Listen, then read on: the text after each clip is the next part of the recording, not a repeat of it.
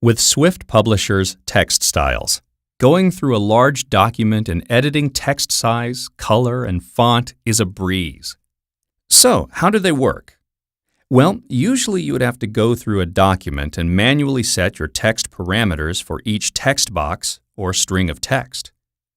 But text styles are basically text templates that you can set up just once and then apply to multiple text boxes with just a single click of the mouse. Why don't we get started? Once we click on the Style button, we see the default styles. Below, we have two options: Edit Styles and Add from Selection. Add from Selection is used when we've already edited a piece of text. What we can do next is select a text box and add that to our Styles palette. Let's go ahead and click Edit Styles to bring up the editor. On the left, we see our current styles. Using the buttons below, we can add or delete one.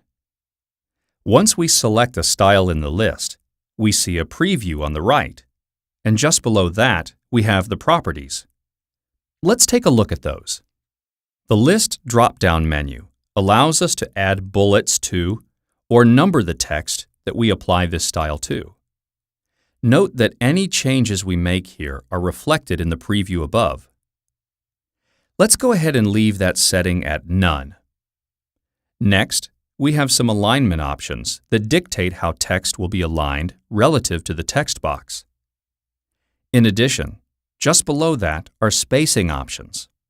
Let's leave all of those at 0. The Color button brings up the System Colors dialog and lets us choose a text color. Lastly, let's choose a font. We should click the Font button to bring up the System Fonts dialog. Let's choose Favorites and select Verdana. If necessary, in this dialog, we can also change the typeface and font size. So once we close that dialog, we are done with this style. So that's it for this style. Make sure that you go through and set up all of the styles that you need. I'm going to go ahead and do that for us. So once we've edited all of our styles, we need to click OK. And now our styles are available in this menu.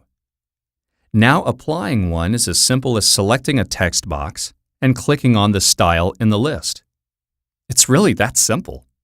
If we have a box with texts that we need to apply different styles to, we just need to double-click on the text box, select a portion of the text, and select the style above.